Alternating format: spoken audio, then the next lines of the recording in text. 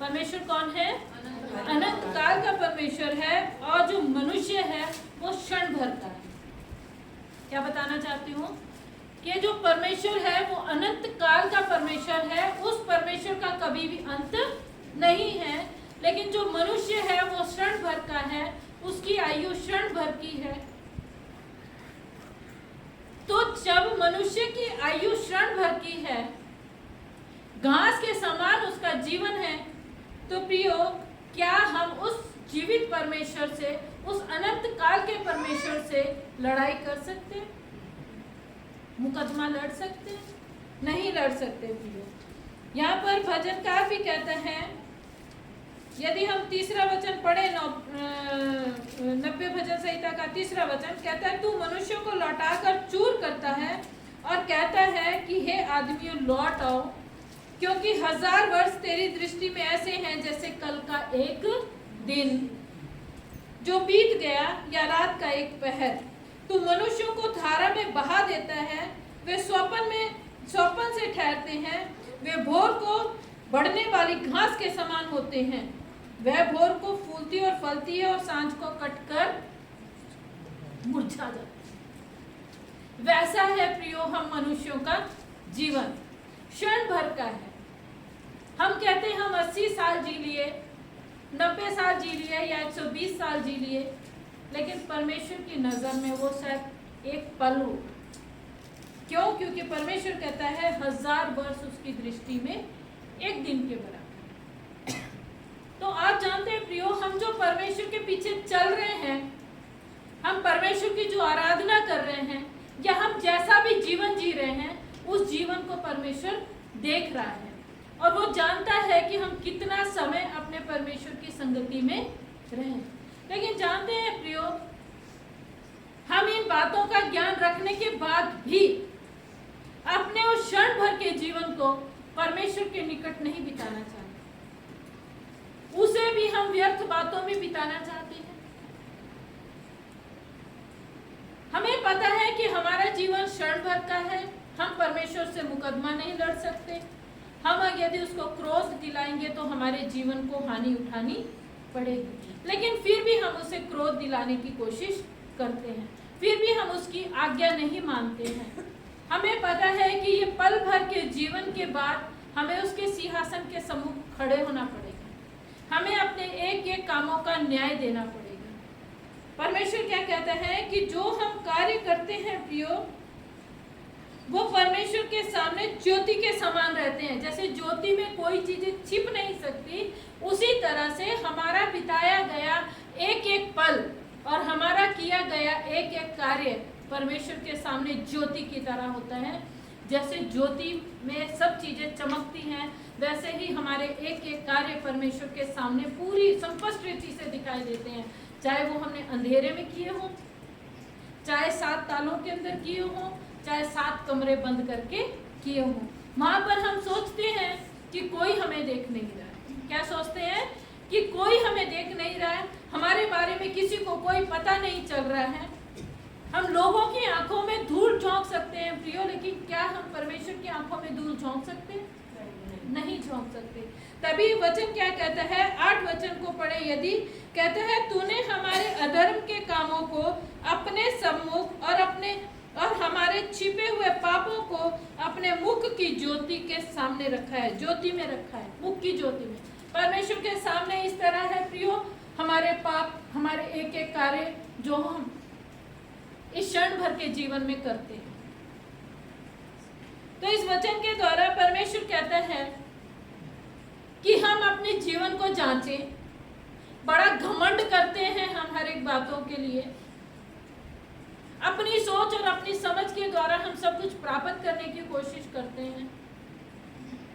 हम बहुत से ऐसे गलत काम करते हैं, हमें लगता है कि किसी को पता नहीं है, लेकिन परमेश्वर कहता है वो मेरे सामने ऐसे होते हैं, मेरे मुख के सामने ऐसे खड़े होते हैं। और जिस दिन तुम मेरे सिंहासन के सामने खड़े होंगे, न्याय सिंहासन के सामने खड़े होंगे, उस दिन तुम तो उन पापों को भूल जाओगे या उन गलतियों को भूल जाओगे, लेकिन मैं तुम्हारे सामने ऐसे लाकर खड़ा कर दूंगा कि ये एक एक तुम्हारे कार्यों को बता दूंगा। अगर तुम्हारे अच्छे कार्य हैं तुम्हें शाबाशी मिलेगी, और स्वर्ग का रास्ता दिखाई देगा। और यदि तुम्हारे कार्य अच्छे नहीं हैं तो तुम्हें नरक में छोड़ दिया जाएगा। बताया जाएगा हमारे एक एक कार्य को। उस समय हम परमेश्वर को नहीं धोखा दे सकते प्रियो कि प्रभु हमने तो बहुत पवित्र जीवन जिया था, हम तो तेरे पीछे चल रहे थे और तब भी हम चलते हुए कोई गलती नहीं कर रहे थे। आज मैं हूँ या आप कोई भी हैं प्रियो, जब हम अपने आप को देखते हैं तो हम अपने आप को सही साबित करते हैं। जिस तरह आदम और हव्वा ने जब गलती की प्रियो, तो आदम ने हव्वा पर दोष लगाया, हव्वा ने सांप पर दोष लगा दिया और अपने आप को सही साबित करने की कोशिश की। ठीक वैसा ही आजकल हमारा जीवन भी है। हम अपने आप को सही साबित करने की कोशिश करते हैं और दूसरे को गलत ठहराने की। लेकिन प्रियो, सबसे पहले हम अपने आप को जांचना शुरू करें। हम परमेश्वर से कहें, हे प्रभु तू हमें जांच परख, और अगर कोई कमियां तुझे दिखाई देती हैं तो तू उन्हें निकाल दे। क्यों? क्योंकि हम मनुष्य हैं, हमारी दृष्टि और तेरी दृष्टि में जमीन और आसमान का अंतर है। कई बार प्रियो ऐसा होता है कि हमें कोई कह देता है कुछ, हमें बहुत जल्दी पिंच हो जाता है, बहुत जल्दी पिंच हो जाता है। क्यों बोल दिया होगा, हम तो बिल्कुल सही थे। होता है प्रियो, मुझे भी होता है जब कोई बोल देता है। लेकिन उस समय हमें क्या करना है? उस सर्वशक्तिमान के सामने, उस अनंत काल के पिता के सामने अपने इस क्षण भर के जीवन को लेकर आना है और बोलना है, प्रभु ये थोड़ा सा समय है, मैं कैसे बिता दूं, मुझे बता मैं कैसे चलूं।